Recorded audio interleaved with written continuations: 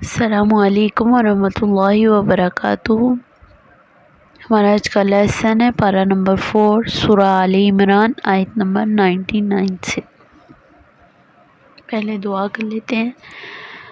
اعوذ باللہ من الشیطان الرجیم، بسم اللہ الرحمن الرحیم۔ رب اشرح لی صدری ویسر لی امری واحلل عقدۃ من لسانی یفقہوا قولی واجعل لی وزیرا من اہلی رب زدنی علما اللہم فقہنا فی الدین۔ جی لفظی ترجمہ آیت نمبر 99۔ بسم اللہ الرحمن الرحیم۔ قل کہہ دیجئے، یا اہل الکتاب، اے اہل کتاب، لما کیوں، تصدون تم روکتے ہو، تم پھیرتے ہو، عن سبیل اللہ اللہ کے راستے سے، من اسے جو، آمنا ایمان لایا، تبغونہا تم تلاش کرتے ہو اس میں، عوجن ٹیڑھا پن، وانتم حالانکہ تم، شہداء گواہ ہو، وما اللہ اور نہیں ہے اللہ، بغافل غافل، عما اس سے جو، تعملون تم عمل کرتے ہو۔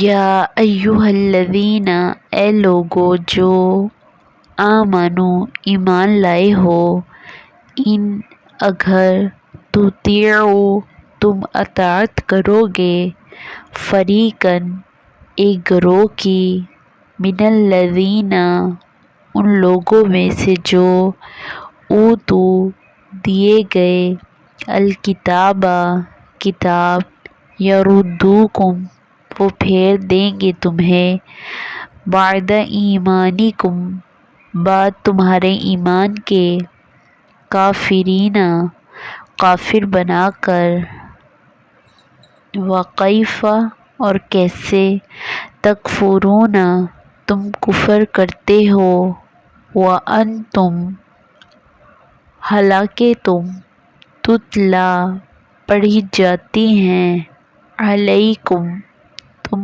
پر،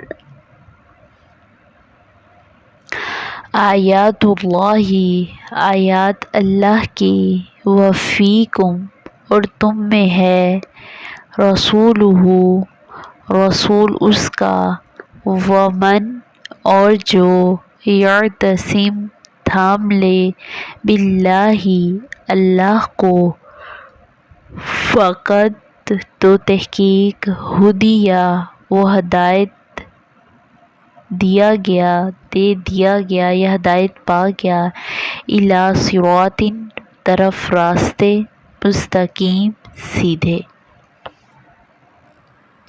تو دیکھیں جی آیت نمبر 99 میں اللہ تعالیٰ کیا فرما رہے ہیں۔ کہہ دیجئے اے اہل کتاب، کیوں تم روکتے ہو اللہ کے راستے سے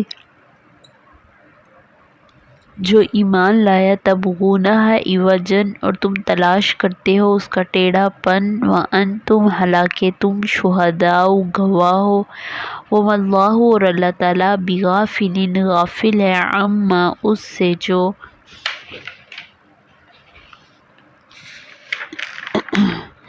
تعملون تم عمل کرتے ہو۔ یہ اہل کتاب سے کہا جا رہا ہے کہ کیا ہے تم لوگوں کو کہ تم لوگ اللہ کے راستے سے روکتے ہو، جو لوگ ایمان لے کے آئے ہیں انہیں وہ اللہ تعالیٰ کے راستے سے روکتے ہیں۔ اب دیکھیں کہ نہ صرف اہل کتاب یہود و نصارہ یہ کام کرتے تھے، آج کے دور میں، ہمارے اس دور میں بھی اکثر مسلمان بھی یہ کام کرتے ہیں کہ کوئی بندہ، کوئی مسلمان نیکی کا کام کر رہا ہو تو بجائے یہ کہ اس کا ساتھ دینے کے، وہ اس سے کوئی نہ کوئی اسے ڈرانا شروع کر دیتے ہیں کہ یہ ہو جائے گا، وہ ہو جائے گا،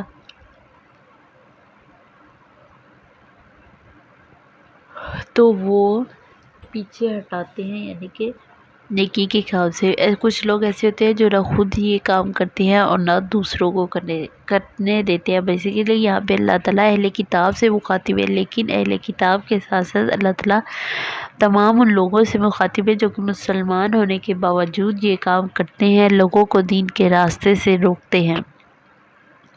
اللہ تعالیٰ کہتے ہیں کہ تم لوگ کچھ نہ کچھ تلاش کرتے رہتے ہیں، یعنی وہ کوئی نہ کوئی ایسی چیز تلاش کرتے ہیں جس کی وجہ سے وہ لوگوں کو دین اسلام سے ہٹا دیں۔ اللہ تعالیٰ کہہ رہے ہیں وَأَنْتُمْ شُهَدَاء، حالانکہ تم حقیقت جانتے ہو۔ حقیقت کیا ہے؟ تم اس کے گواہ ہو، اس کے باوجود تم ٹیڑھا پن استعمال کرتے ہوئے، ٹیڑھ تلاش کرتے ہوئے لوگوں کو اس راستے سے روکتے ہو۔ وَمَا اللَّهُ بِغَافِلٍ عَمَّا تَعْمَلُونَ، اور اللہ تعالیٰ غافل نہیں ہے جو کچھ تم عمل کرتے ہو۔ کہیں تم یہ سوچو کہ اللہ تعالیٰ کے سامنے تو یہ ظاہر کرتے ہیں کہ ہم مسلمان ہیں، لیکن بظاہر اپنے آپ کو مسلمان ظاہر کر رہے ہیں، اور لیکن چھپ چھپا کے یہ کام کرتے ہیں، لوگوں کو ایمان کے راستے سے، دین اسلام کے راستے سے روکتے ہیں۔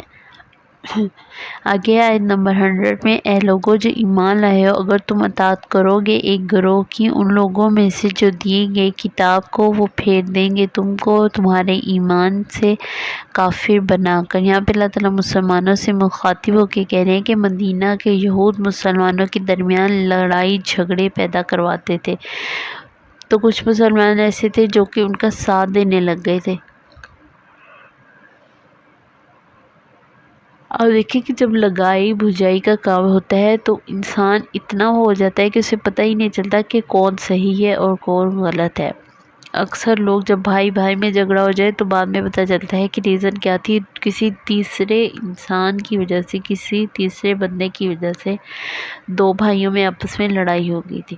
اسی طرح جو مدینہ کے یہود تھے وہ بھی یہی کام کرتے تھے کہ جو مسلمان تھے انہیں آپس میں ہی لڑائی جھگڑا ان کے اندر پیدا کروا دیتے تھے۔ تو اللہ تعالیٰ ان مسلمانوں کو کہہ رہے ہیں کہ جو یہود کی باتوں میں آ کے اپنے بھائیوں سے جھگڑا کرتے تھے، اللہ تعالیٰ انہیں کہہ رہے ہیں کہ اگر تم نے ان کی اطاعت کی تو وہ تمہیں تمہارے ایمان سے کافر بنا کر پھیر دیں گے، کیونکہ جب ہم بہت زیادہ کسی کی پیروی کرنا شروع کر دیں، کسی کی بات ماننا شروع کر دیں، تو ہم اس کے رنگ میں رنگ جاتے ہیں۔